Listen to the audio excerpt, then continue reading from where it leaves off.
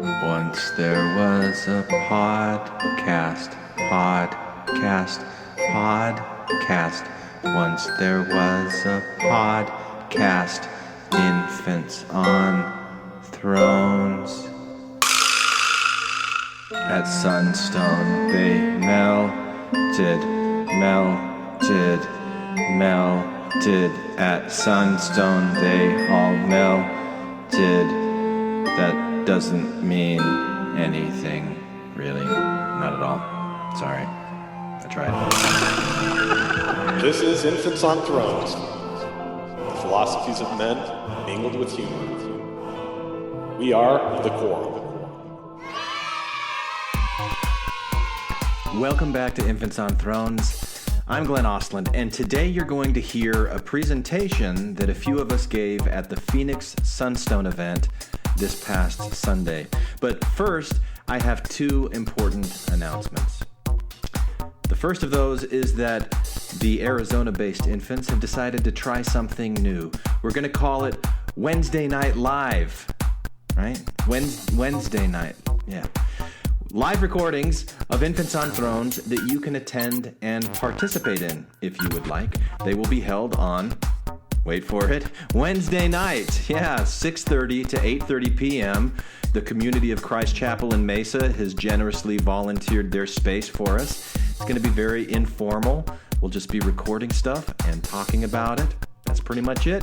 This first one will be upcoming Wednesday, March 7th, where I am going to, at long last, drum roll please, complete the new Book of Abraham retranslation project that I started 3 years ago. 3 years ago. Yeah, I've done chapter 1, then chapter 2, then chapter 3, and it's been a year and a half. Crazy. So I wrote the final two chapters, 4 and 5, and they're like the creation story, and I was like, how am I going to do this? It's just boring, but I think I found a way that's, I think it's pretty interesting. So I am going to read those out loud, record what I am reading, and then have discussions with anybody who shows up who wants to talk about it, and that's an episode. There you go, it's an episode. So look for details on our Facebook page for those who are in the Valley of the Sun and your infant listeners. Hope to see you there.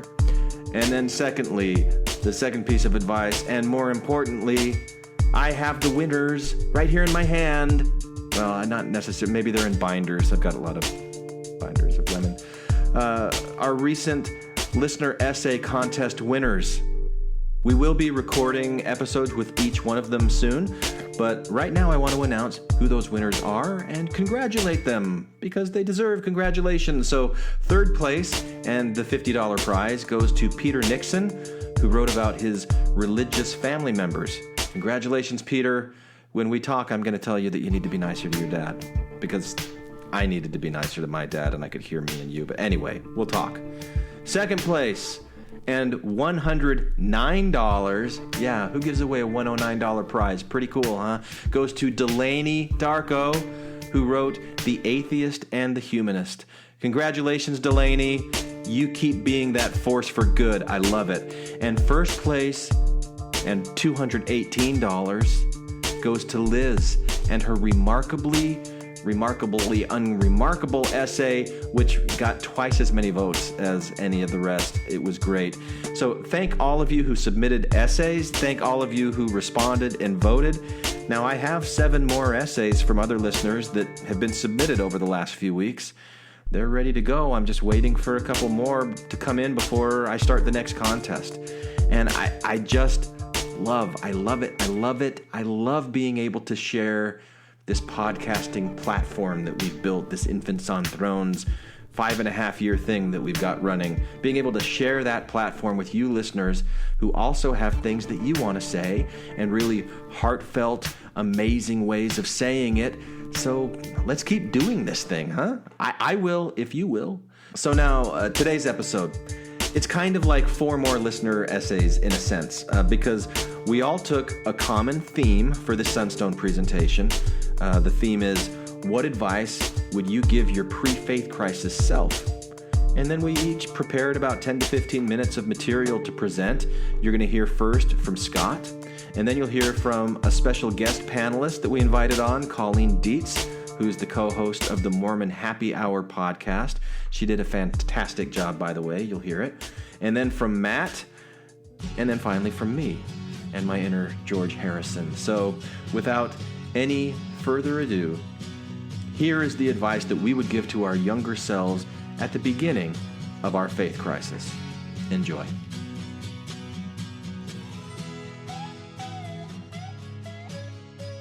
So I'll just briefly introduce myself. I'm Scott Rowley. I'm an attorney in private practice here in Arizona. I do primarily family law. I'm also a parenting coordinator, so I get appointed by the court system to help high conflict parents to be able to resolve custodial issues in a expert appointed way instead of a attorney advocate way. So just a few of the things that I do. Been involved with infants for a while, been involved with the Phoenix ex-Mormon community here for a number of years, and when we started talking about what we wanted to do for the topic today, this came to my mind of if I could get in a time machine and go back and talk to myself in 2009 when my faith crisis started, what would I want to say to myself? So this isn't, if anybody finds anything valuable here today and they want to take it, great.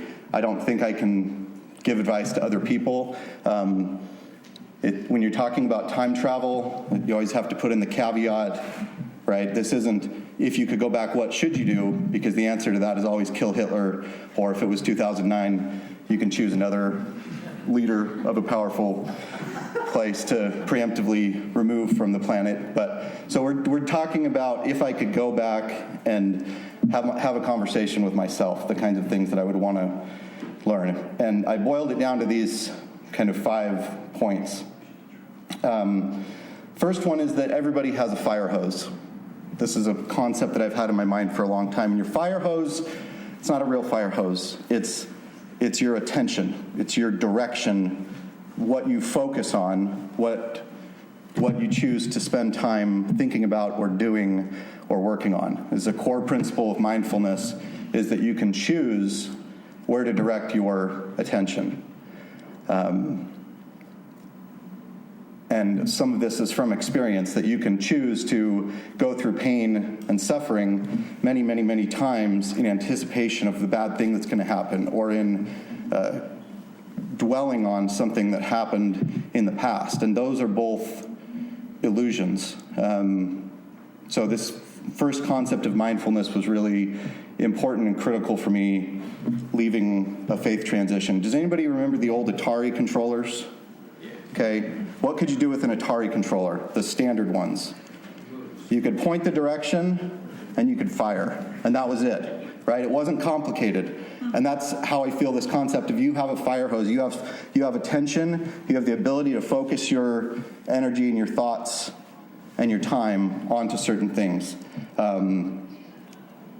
For some people that's hobbies, fitness, reading, whatever. But the more that you point it at something, you cultivate that type of thing. So one of the mistakes that I made in leaving, in going through my faith transition, is that I focused for too long on conflict and the things that were difficult for me, instead of trying to progress and move forward and put that energy and attention and focus into something productive for myself.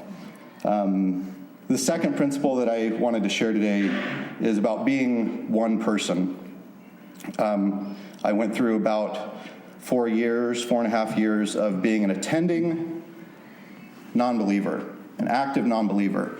And I actually heard somebody say that phrase this weekend at some point. I just sort of heard it, and I hadn't thought about that concept in a while. But for me, being an active non-believing person, having a difference between what I was doing outwardly and what I was thinking inwardly, was one of the most destructive and harmful things that I could have done. So my advice to anybody who's earlier in the faith transition would be stay far away from doing that. Keep yourself whole. And if you have to be vulnerable, or if it's scary dealing with other people, you only have to do that once. if you keep that internally and you don't deal with it, and you keep this representation of two different people or different faces to different people, you are experiencing that harm over and over and over again, and you're not really doing anything for other people either. You're not sparing them from knowing where you're at or anything like that. I hope that makes sense.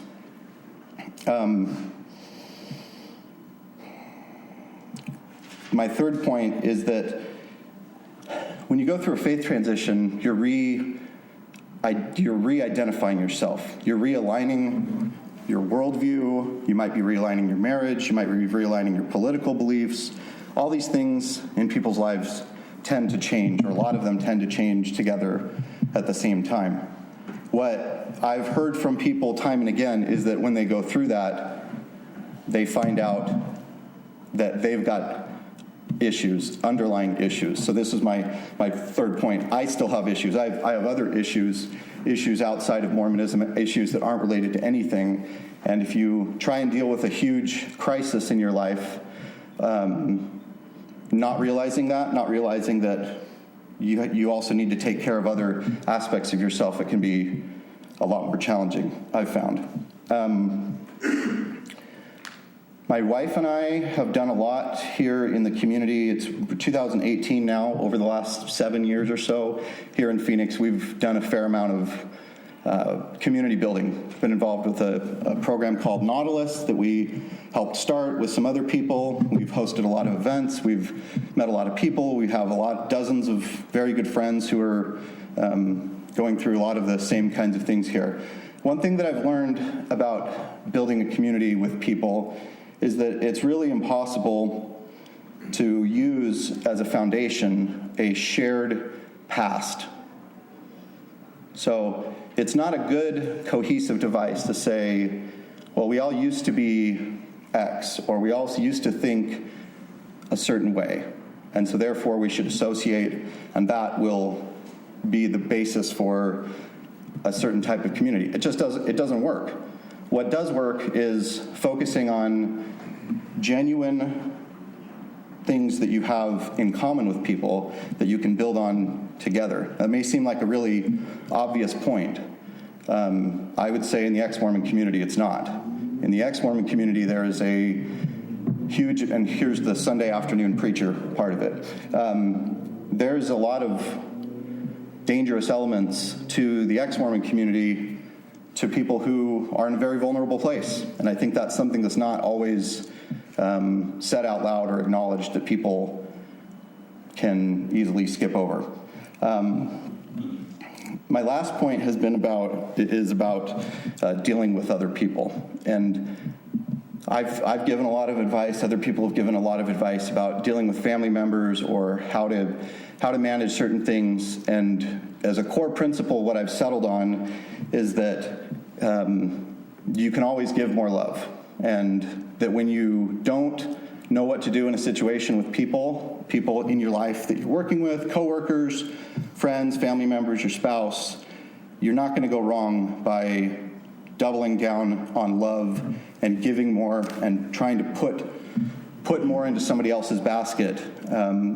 That's the only way to have return to you what you need to do. So coming back to the first principle of having that fire hose, of having that attention, I just wanted to highlight that I've found that pouring out love to other people around you will heal anything over time. And that's something I haven't learned a lot, but that's something I've definitely learned. So that's it for today.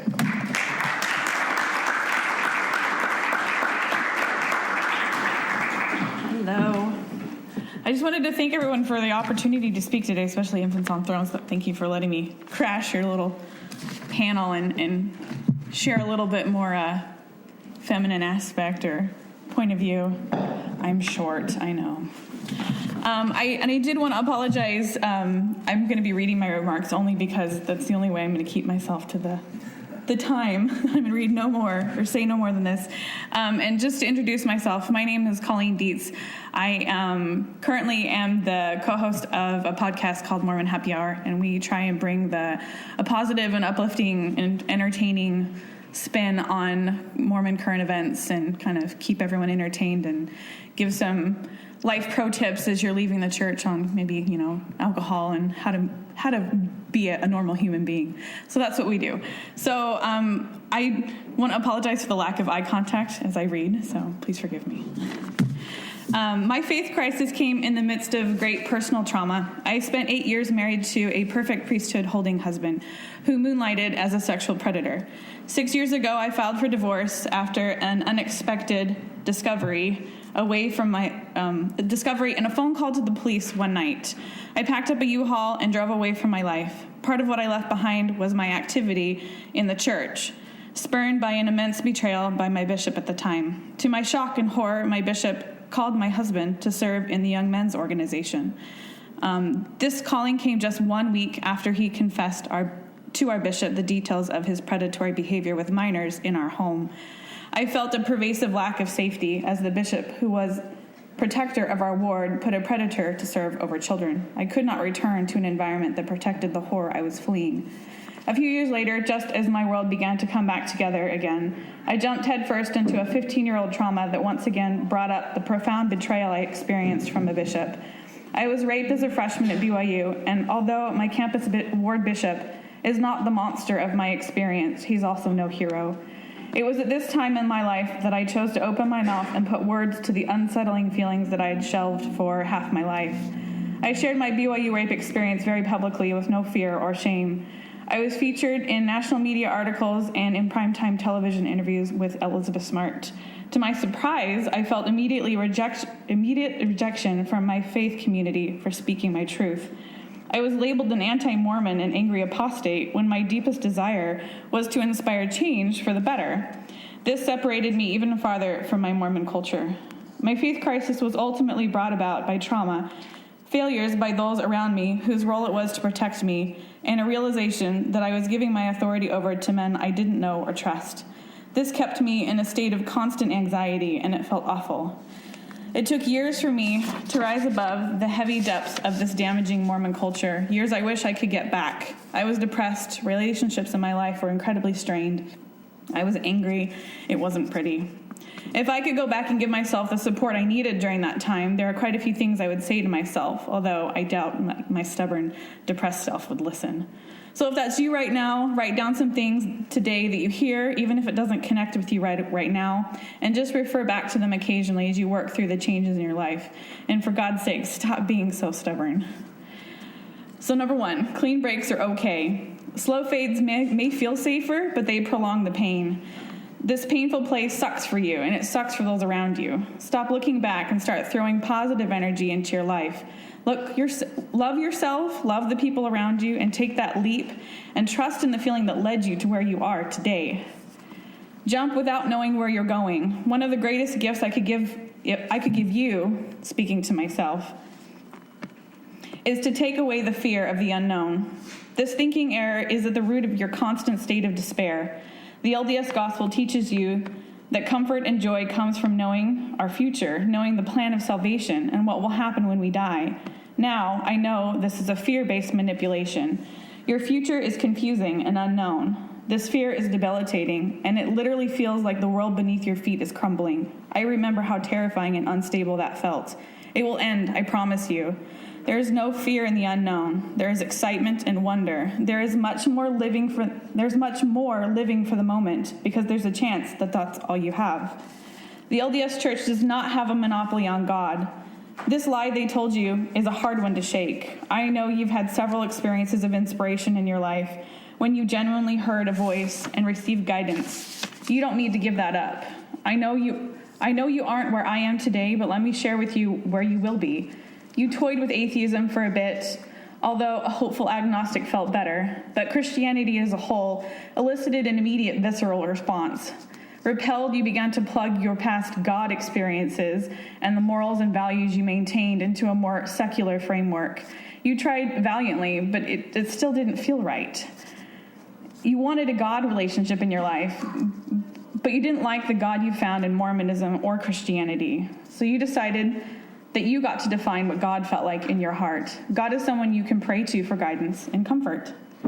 Believing in Mormon God is not necessary for living a moral life filled with love and goodwill. This one concept has been the hardest for me to uphold through the criticism and judgment of my believing friends and family members. Once I realized the truth in these statements, I was free to confidently explore possibility while implicitly trusting myself. I am my own moral compass, and I am a good person that wishes good on others. Much of the experiences that pushed me into the faith crisis involved the moral failings of worthy LDS members. So instead of struggling to reconcile incongruencies and hypocrisy within the LDS Church, I chose to listen to my own inner moral compass. Stop trying to label yourself or looking desperately for a replacement for Mormonism. Take this time to be quiet and introspective. Listen confidently to yourself. Not all things in your life need to be replaced. This is your chance to find out who you really are and embrace authenticity once you figure out what that even is. It's okay to take your time to get there. Process your thoughts and feelings in real time. Get them out of you. Journal your feelings so you can go back and read your thoughts as you continue to explore your new life. Don't forget the clear thoughts that come to you. Talk to people in your life. Maybe not believers, though. Neither one of you are really ready for that conversation right now, and that's okay. You badly want to be heard and understood. Right now, you're testing your footing and you need validation, but be careful with believers. They may still love you and they're scared. Don't burn bridges and instead just throw up a temporary out of order sign and move on.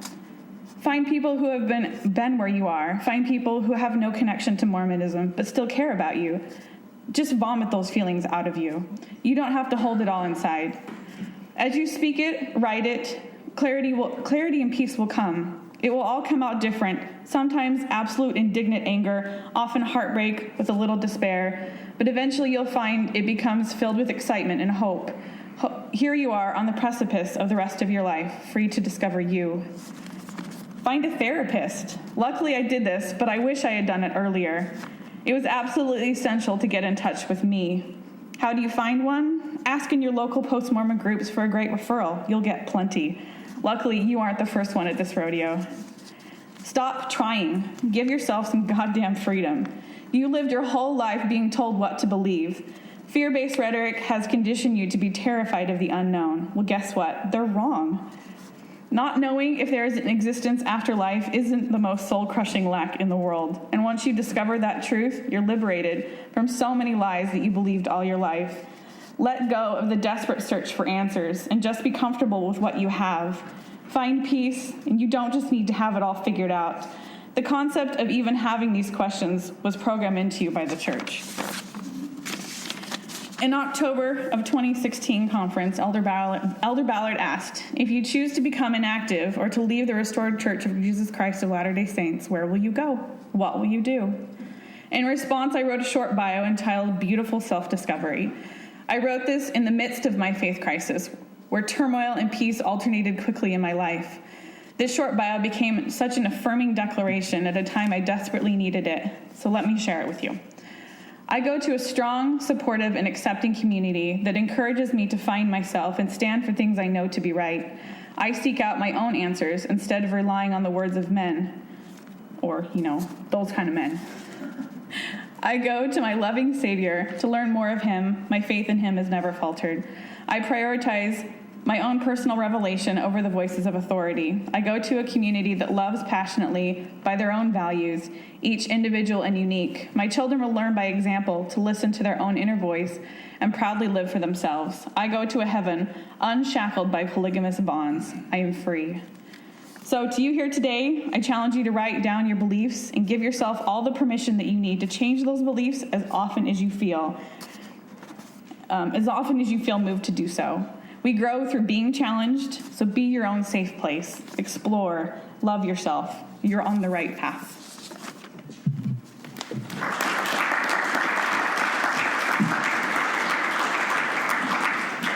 I'd like to bear my hand to testimony. Does it feel like that? Falling into these same patterns that we rejected. So here's my anti-testimony. Don't listen to me. Don't listen to anybody else. Just because people have been there before doesn't mean they have any idea what's right for you.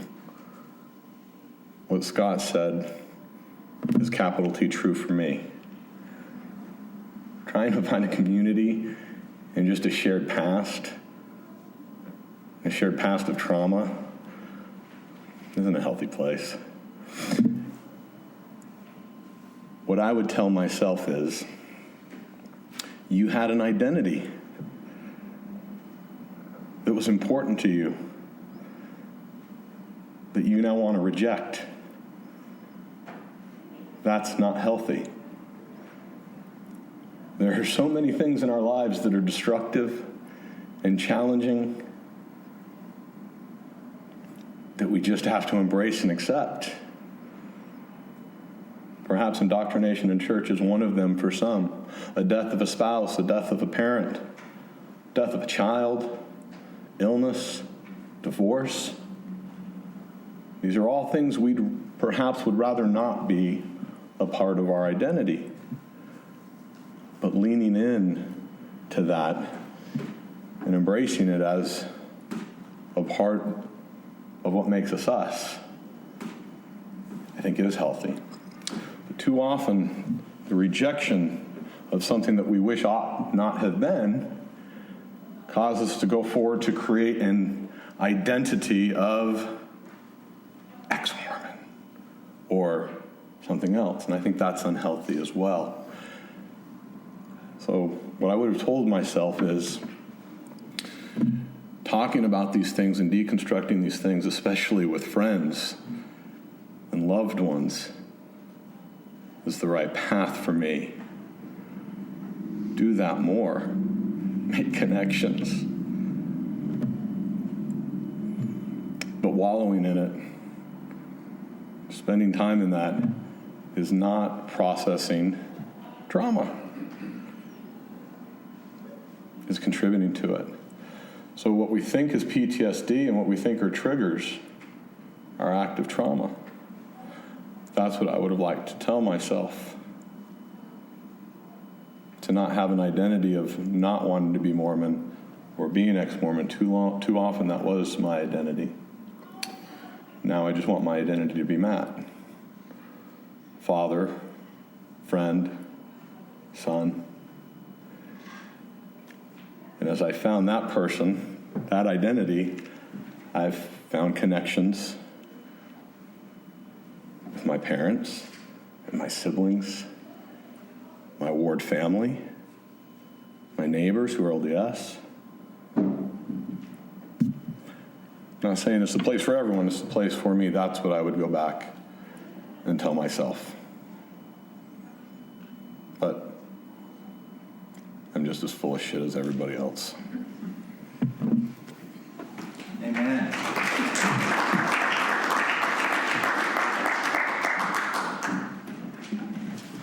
I brought a guitar.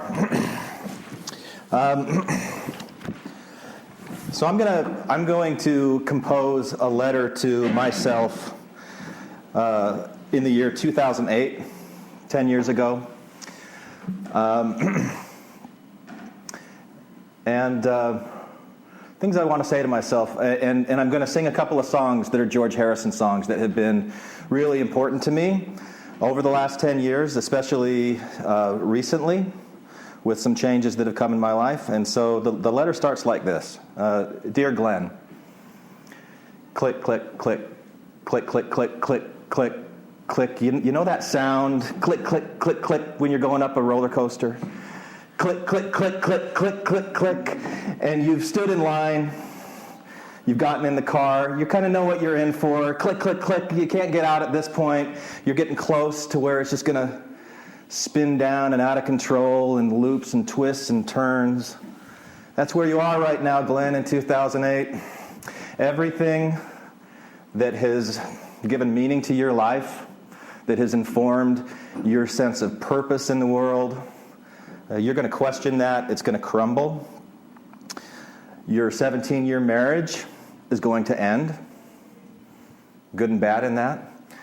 You're going to spend 24 hours in jail. Very unjust accusations, but you're just going to have to deal with it. You'll get remarried. You'll start a blended family. It won't be easy, but there will be joy in it. And in the course of finding that joy, you'll be moving away from your 3 children. It's going to be the hardest thing that you ever do. And the role of a father in their lives is going to change, and it's going to be harder for you. You're going to get fired from your job that you've worked at for 13 years. Your career will just end unexpectedly. So get ready. Click, click, click, click, click, click, click. Here it comes. You're about to go down. And 2008, Glenn, I want you to remember you were on a business trip in Tokyo, and you were feeling the weight of some of these things approaching. And you put a song on your phone to wake up to in the morning. Make that song your personal prayer, because you may not feel it right now, but I promise you within the next 10 years, this prayer is going to come true. You're going to feel it in ways that you can't even conceive of right now. Make it your prayer. Give me love, give me love, give me peace on earth. Give me light, give me life, keep me free from birth. Give me hope, help me cope with this heavy load. Trying to touch and reach you with heart and soul.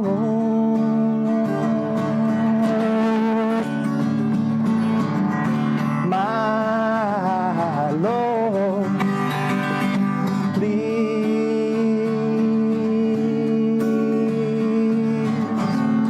take hold of my hand that I might understand.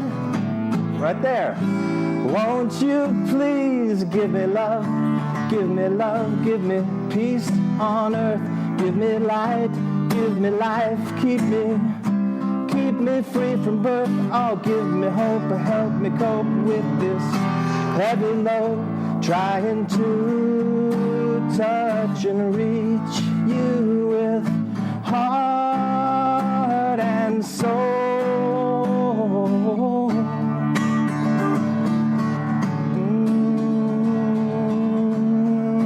My Lord.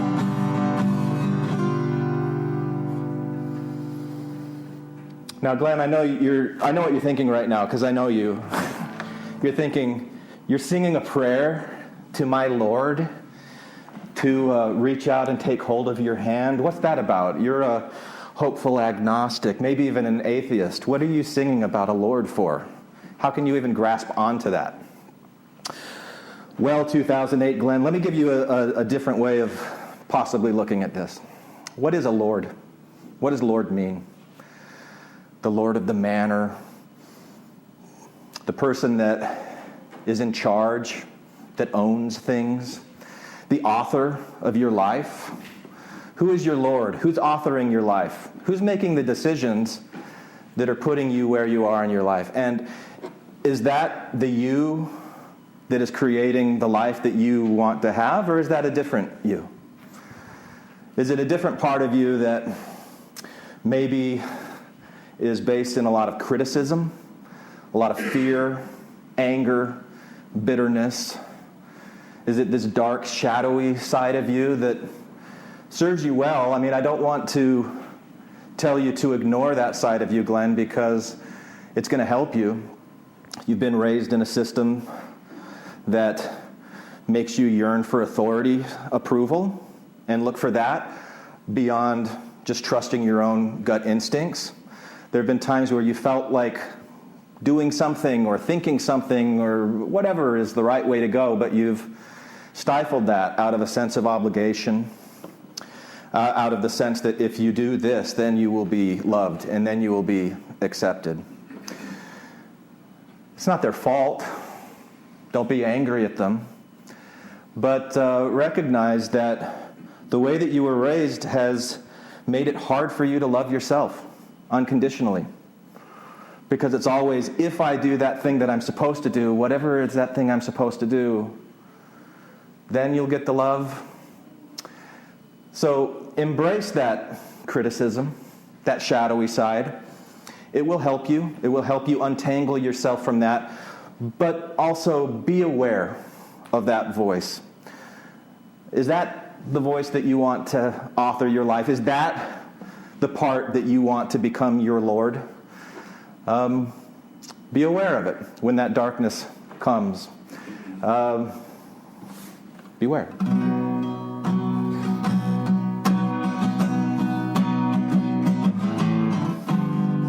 Watch out now, take care, beware of fallen swingers, dropping all around you. The pain that often lingers in your fingertips. Beware of darkness.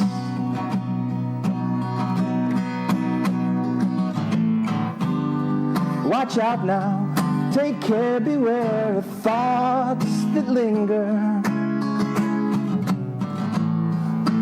winding up inside your head. The hopelessness surrounds you in the dead of night. Beware of sadness, it can hit you. It can hurt you, make you sore, and what is more, that is not what you are here for.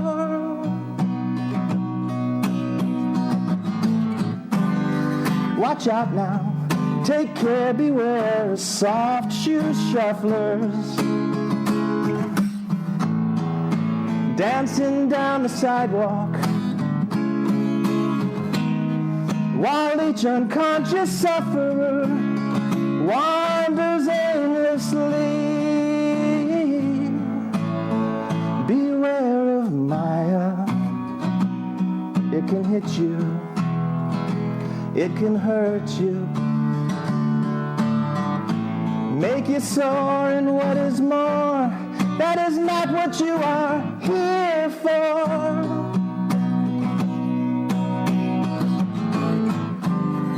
Watch out now, take care, beware of greedy leaders who take you where you should not go, while weeping Atlas cedars, we just want to grow. Beware of darkness, beware of darkness.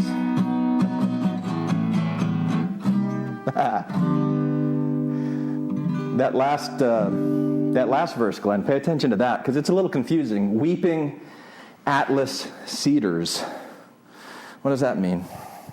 Well, Atlas is that guy from mythology that's carrying the world on his shoulders.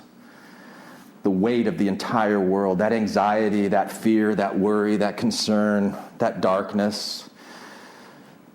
Weeping Atlas cedars, the cedars are the planks that would hold that up. You want that to grow. You want that to be strengthened. Pay attention to that. And don't get confused and think everything's going to be okay. It's a Pollyanna world. It's all going to be sunshine and roses and rainbows. It's not. There's going to be the storms that come in.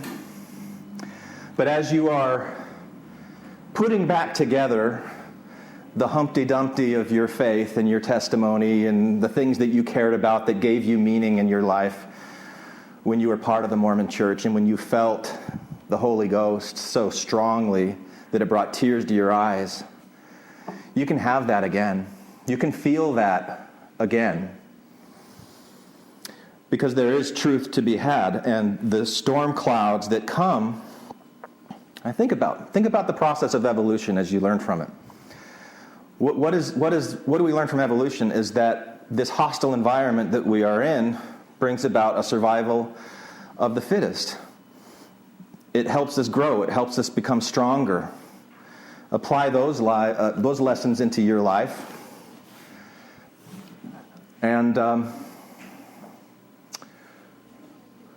Find ways to make the storm clouds blow away, and be that for other people. If you can find that, the lessons that you can learn, the joy that you can find, even in darkness, even in those storms, especially when it blows away, because there really must needs be opposition in all things, right?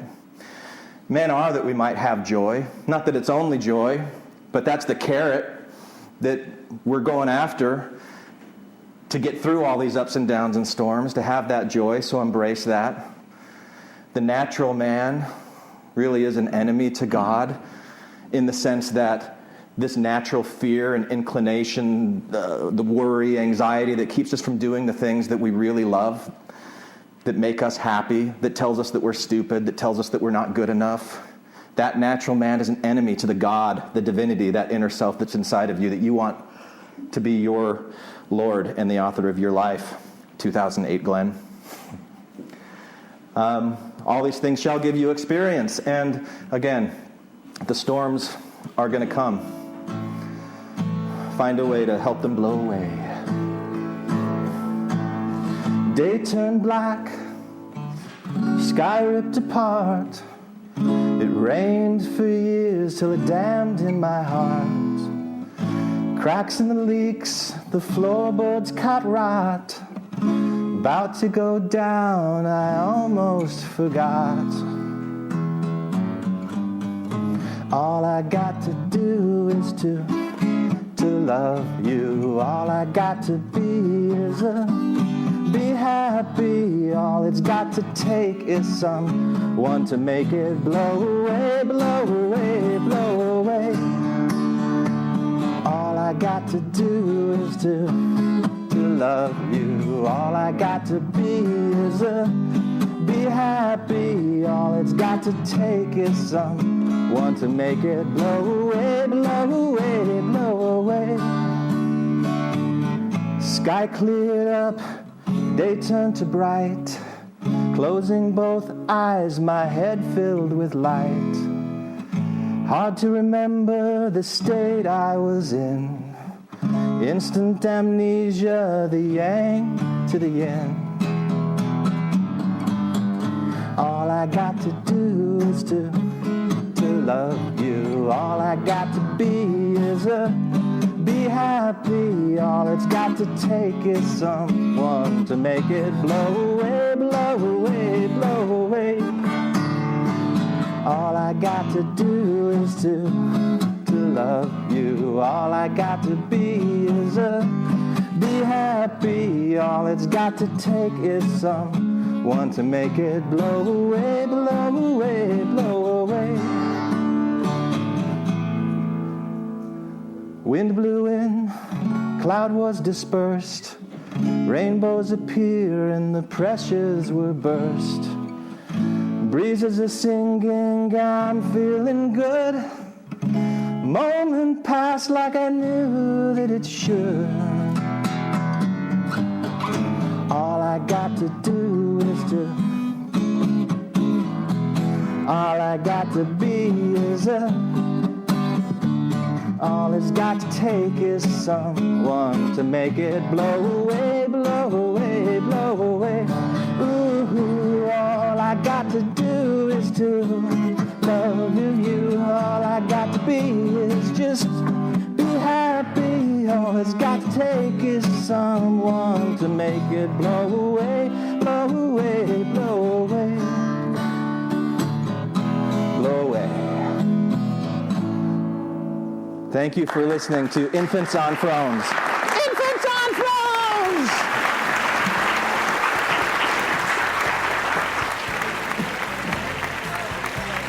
Hi, this is Brenda from Roy, Utah, and listening to Infants on Thrones is just another one of the many bad habits that I picked up from being an ex-Mormon, such as drinking coffee, shopping on Sunday, and showing my shoulders to unsuspecting TBMs. You can comment on this episode on the website, infantsonthrones.com, and if you really like what you hear, give the Quorum a 5-star rating and write a short review on iTunes. I would, if I had iTunes. Anyone for the closing prayer? All it's got to take is someone to make it blow away, blow away, blow away.